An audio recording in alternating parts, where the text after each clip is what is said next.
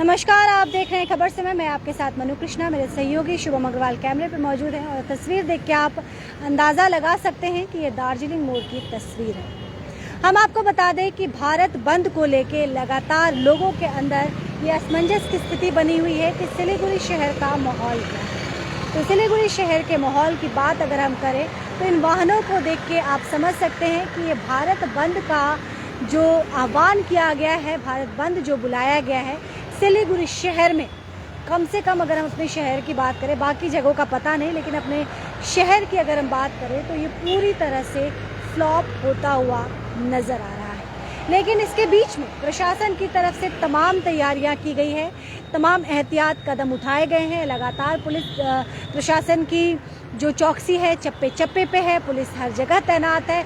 लेकिन मुख्यमंत्री ममता बनर्जी की अगर बात करें तो इस तरह की चीज़ों का वो समर्थन नहीं करती है। वो जानती है कि इससे आम जनजीवन प्रभावित होते हैं और इसीलिए उन्होंने अपोज किया है। सिलीगुड़ी शहर की तस्वीर आप देख सकते हैं, जो रोड के किनारे छोटे छोटे दुकानें हैं, जो चाय की दुकान आप बोल लीजिए, फल फूल की दुकान बोल लीजिए, वो तमाम जो दुकानें हैं वो खुली हुई हैं। वाहनों पे सड़कों पे वाहनों की आवाजाही लगातार चल रही है। आप देखिए, चाय बिस्किट की दुकान वहाँ खुली हुई है, वाहन यहाँ पे रोड में लगे हुए हैं, बच्चे स्कूल जा रहे हैं। हम अपने दर्शकों को बता दें कि अग्निपथ का विरोध लगातार एक बड़ा तबका कर रहा है और वो तबका जो ये दावा कर रहा है कि वो सेना में भर्ती होना चाहते थे और देश की सेवा करना चाहते थे। तो यकीन मानिए, ये लोग जो इस तरह से हमारी संपत्ति को, जो पब्लिक प्रॉपर्टी को ये जो डैमेज कर रहे हैं, वो देश के रक्षक तो कतई नहीं हो सकते हैं।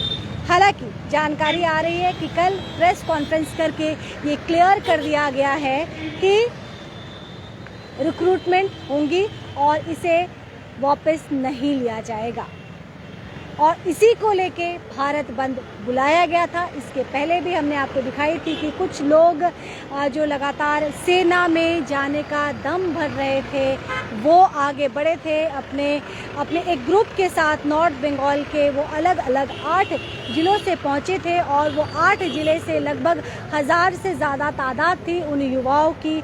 और शहर के मुख्य सड़कों से होते हुए वो फ्लाईओवर में भी उन्होंने, आपने देखा कि किस तरह से उन्होंने टायर जला के विरोध प्रदर्शन किया था और एनजेपी स्टेशन की तरफ बढ़ रहे थे, ताकि विभिन्न जगहों से जो तस्वीरें सामने आ रही थी कि किस तरह से यह आक्रोशित युवा वर्ग ट्रेन जला रहे हैं, लोगों को उनकी वजह से दिक्कतें हो रही थी। कुछ इसी तरह की मंशा उनके लेके वो आगे बढ़ रहे थे। लेकिन पुलिस ने धैर्य और सूझबूझ का परिचय देते हुए उन युवाओं को जिस जगह थे वहीं से उन्हें यू टर्न करा दिया।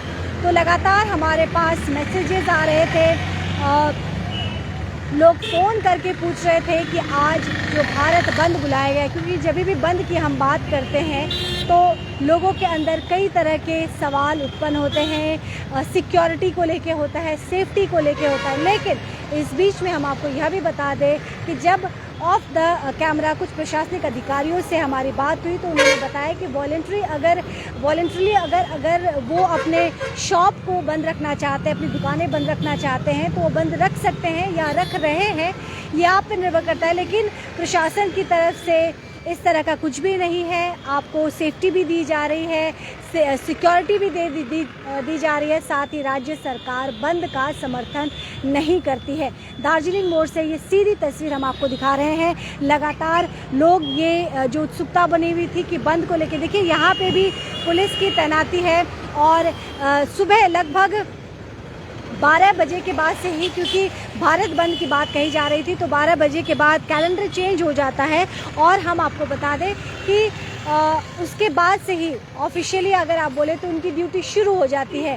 लेकिन हम आपको यह भी बता दें कि भारत बंद का सिलीगुड़ी शहर के अंदर कहीं कोई प्रभाव नहीं देखा जा रहा है। सामान्य दिनचर्या लोग आपको जीते हुए नजर आएंगे, लेकिन सामान्य दिनचर्या तो जी रहे हैं, बस वैकल्पिक ब्रिज के टूटने की वजह से जो उथल पुथल मचा है वो ज़रूर है। लेकिन बंद की अगर हम बात करें तो बंद का कहीं कोई आपको असर नज़र नहीं आएगा। तमाम दुकानें खुली हुई हैं। जो जानकारी हमारे पास है उसके मुताबिक जो सामान्य रूटीन लाइफ जो होता है वो रूटीन लाइफ में आपको लोग नज़र आ रहे होंगे। वही आपको सिटी ऑटो वही आ रहा होगा, वही बाइक नज़र आ रहे हैं, वही पैदल चलते हुए लोग नज़र आ रहे हैं। वाहनों के लिए भागते हुए भाग के पकड़ने वाले जो भाग के पकड़ते हैं वाहन को वो लोग नज़र आ रहे होंगे। तो तमाम चीज़ें जो हर दिन हम देखते हैं सामान्य तौर पे वो सामान्य सी तस्वीरें इस वक्त आपके दार्जिलिंग मोड़ से सामान्य सी तस्वीरें आपको नज़र आ रही होगी। सुबह का वक्त है, लोग अपने दिन की शुरुआत कर चुके हैं। दुकान खोलने वाले दुकान खोल रहे हैं, हॉस्पिटल में जिनकी ड्यूटी है वो हॉस्पिटल जा रहे हैं, पुलिसकर्मी अपने दफ्तर जा रहे हैं। हालांकि पुलिस की अगर हम ड्यूटी की बात करें तो वो काफ़ी चैलेंजिंग रहता है और हमेशा से ही रहा है। बच्चे स्कूल जा रहे हैं, लोग दफ्तर के लिए तैयार हो रहे हैं और इस बीच में एक प्रश्न उठ रहा था कि क्या वो रेडी हो सकते हैं, क्या वो दुकान खोल सकते हैं, क्या वो दफ्तर जा सकते हैं। ये तमाम सवाल लोगों के मन में आ रहा था क्योंकि जनरली अगर हम बात करें तो लोग 9-10 बजे दफ्तर जाते हैं। अभी भी वक्त है, हमारे पास मैसेजेस भी आ रहे थे, फ़ोन कॉल्स भी आ रहे थे क्योंकि लोग डाइसी सिचुएशन में थे। उन्हें समझ नहीं आ रहा था कि भारत बंद बुलाया गया है तो इसका सिलीगुड़ी शहर पे क्या प्रभाव रहेगा। तो सिलीगुड़ी शहर पे जो प्रभाव है आप देख सकते हैं और इस तस्वीर को देख के आप समझ सकते हैं कि ये जो भारत बंद का आह्वान किया गया था, भारत बंद बुलाया गया था, ये पूरी तरह से ये फेल नज़र आ रहा है। मुख्यमंत्री ममता बनर्जी ने इस बंद को अपोज किया है। वो नहीं चाहती कि लोगों को तकलीफ हो, प्रॉब्लम हो, लोगों को चुनौतियों का सामना करना पड़े और बंद से कहीं ना कहीं आप देखें तो वाणिज्य को सबसे बड़ा धक्का लगता है। सवाल ये उठता है कि जो लोग सेना में भर्ती होके देश की रक्षा की कसम खाते हैं वो वाणिज्य को किस तरह से हार्म कैसे कर सकते हैं, देश की अर्थव्यवस्था को कैसे वो चकनाचूर कर सकते हैं। एक तरफ आप देख रहे हैं कि रेलवे स्टेशन में ट्रेनों को जलाया जा रहा है, लोग जो दूर दूर से यात्रा कर रहे हैं उन मासूम यात्रियों को परेशानी हो रही है। तमाम तरह की तस्वीरें और ये तस्वीरें जो सामने आ रही है ये तस्वीरें साबित करती हैं। देखिए गुस्सा, तकलीफ़, ये तमाम चीज़ें जायज़ हैं। सरकार की नीति से आप असंतुष्ट हो सकते हैं, इसका भी एक ज़रिया होता है, लेकिन सरकार से अगर आपकी नाराज़गी है तो आम इंसान को आप इसके लिए क्यों परेशान कर रहे हैं, ये सवाल लोगों के द्वारा बार बार उठाया जा रहा है। उस दिन भी जब हमने कवरेज की थी और हमने दिखाया था कि लोग इससे असंतुष्ट है, युवा वर्ग जो फ़ौज में जाना चाहता है वो असंतुष्ट है, सरकार की इस नीति का वो समर्थन नहीं करते हैं। उस वक्त भी कुछ ऐसे ही कमेंट्स आए थे और आज भी लोग